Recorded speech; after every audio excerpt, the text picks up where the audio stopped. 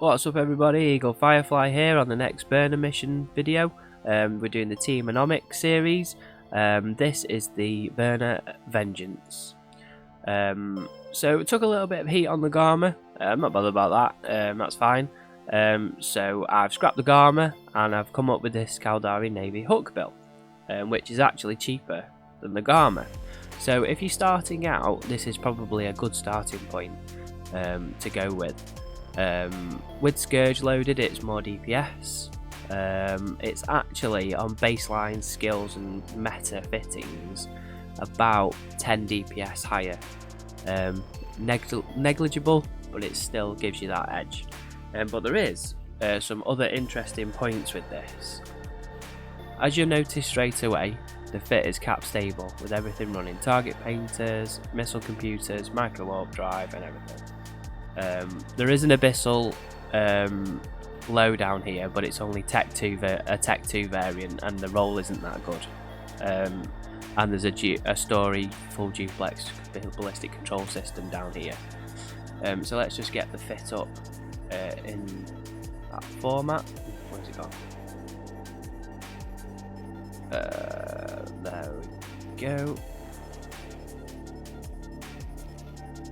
So you can see there, so we've got the Polarized rocket launchers.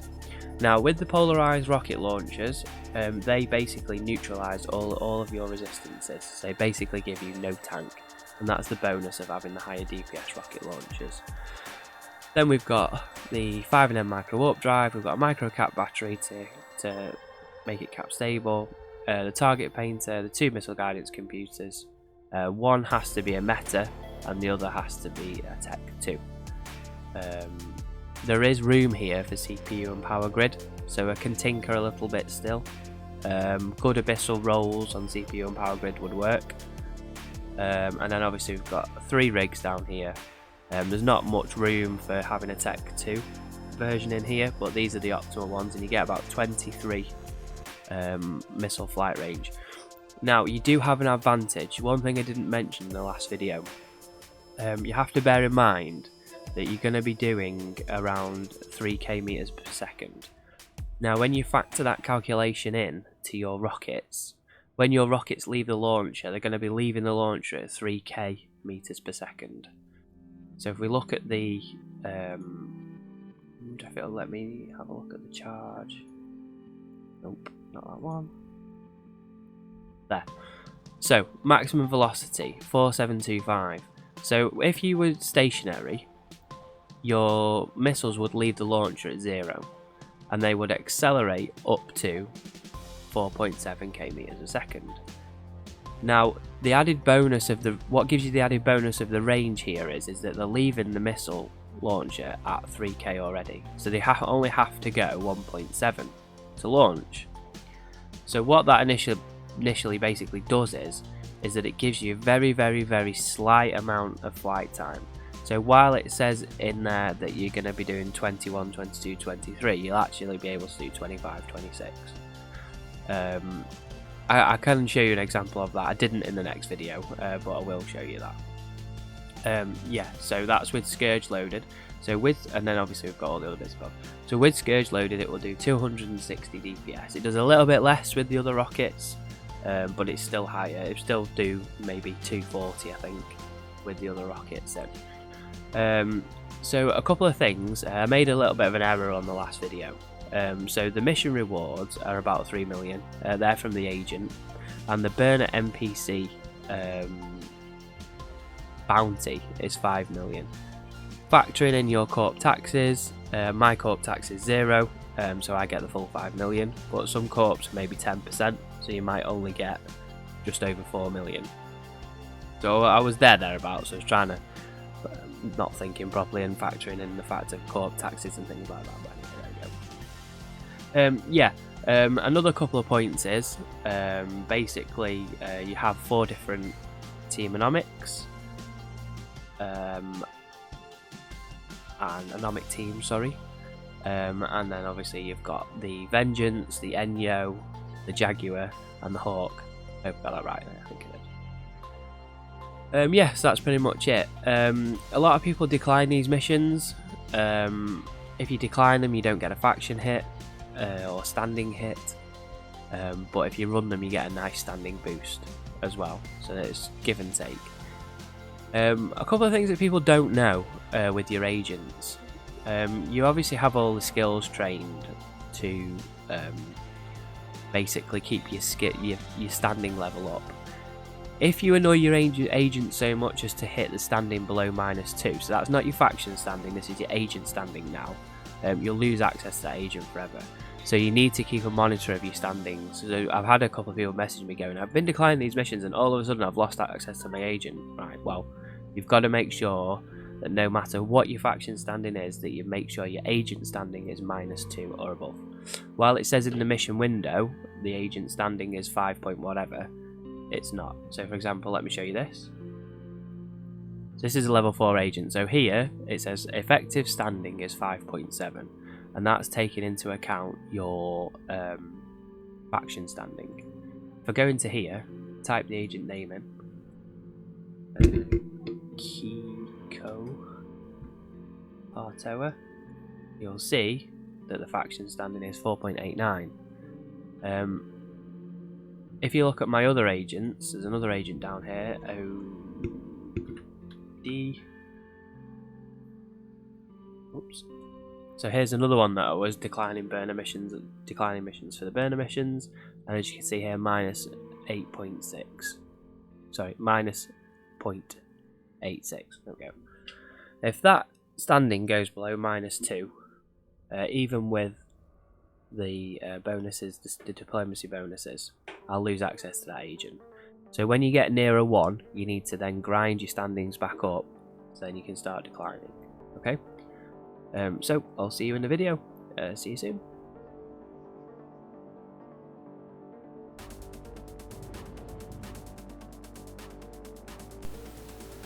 Okay, so we're going to align down the gate, and we're going to go in here. We're going to make sure that our default orbit range is set before we go in.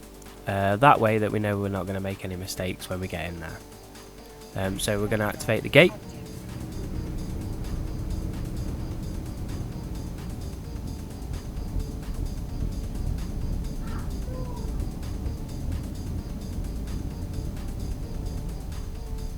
And we're going to land. So the first thing that we need to do is orbit the Burner Vengeance and prop mod on. If you look at the previous video, I go through that in a little bit more detail. So basically we need to get the orbit up. We don't need to shoot any rockets at this stage, we just need to settle into a stable orbit. Once we have that, and then we can go and start locking everything up.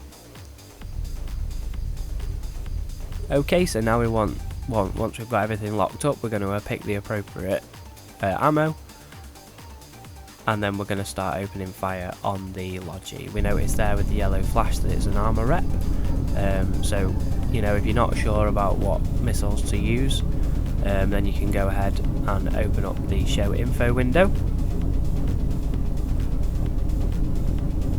making sure that we've got a closer orbit now. We want to be orbiting around 21, just so we get good missile application.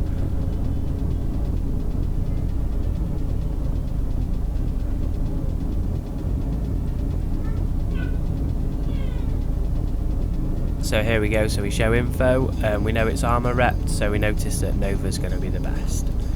So when we load up Nova, one thing I have found as well is that if you hit them with the single volley, by the time that it takes to cycle the missile, the Logi can rep up faster.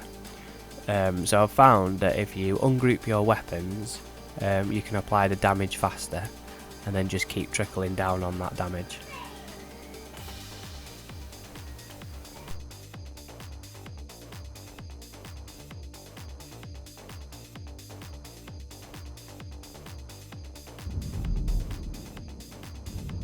So the Vengeance Logi, they seem to take a little bit longer to damage these down than it does any others. I'm not sure why that is. I think it's due to the Garista's Nova, but also as you can see here I've got my weapons grouped, so we just keep working on that. What I always have to do on the Vengeance is overheat. Just keep an eye on the heat damage, keep overheating until you've got that first Logi down. Once you've actually killed the first Logi, there's no need to use overheat on the second. So you're okay to sort of burn your launchers out to around about 50%. It's a good idea on your first cycle not to burn them out above 50%, because obviously the heat damage starts taking a jump, and once you burn out your guns, you're going to have to go back, repair and reload. So there's no point burning them out, and you don't need to.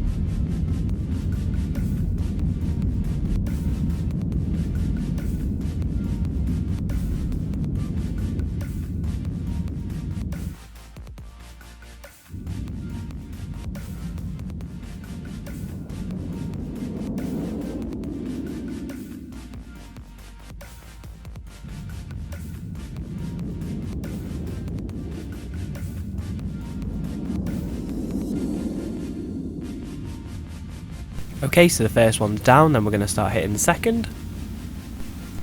So as you can see here, then I start to ungroup the weapons, and I notice a massive difference. You'll see how quickly it starts going down. Instead of it going in volleys, it goes down in cycles, which is, it's much better, much better.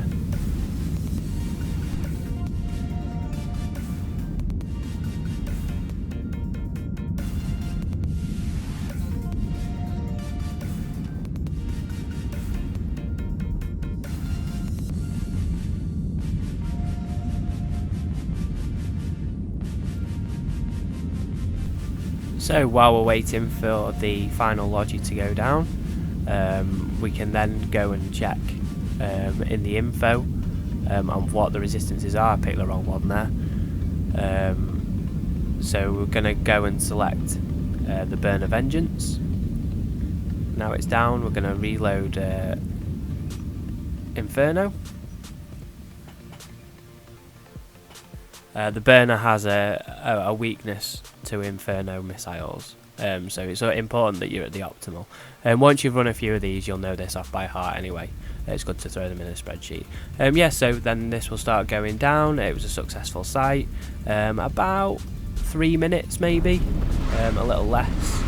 I think you can still do this faster, without a doubt. So thank you for watching, thank you for taking time to watch this video. I hope you found it useful, a little bit different, using a different build. You know, we've got other things like you can use like the Daredevil. I've got another fit of another ship that you can use, which is also good fun. There's all sorts you can do, so there is more than just the Gamur. You know, so thank you. So do all that good stuff. If you enjoy the videos, hit the like, send me a comment, drop me a message, and hit that subscribe button and that bell if you want to be notified of the next video. Thank you for watching, and I'll see you soon.